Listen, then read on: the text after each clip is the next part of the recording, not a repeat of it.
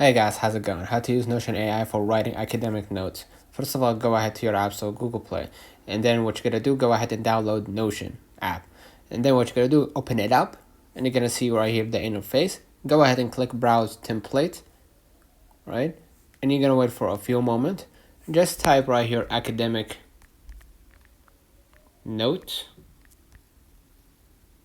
right? And you're gonna see right here academics paper read archive class notes, and you can go ahead and just notes and find the one that you want to add for your Notion. So for example, I liked the class note. You could go ahead and click on it.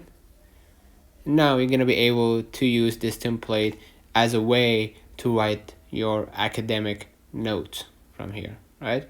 You can just click use the template and you can start working with your academic notes. So basically, if you want to try to get more templates, you could just go ahead and click, and you're gonna see your paper right here, and you're gonna be able to use your template to write your academic paper or note, right?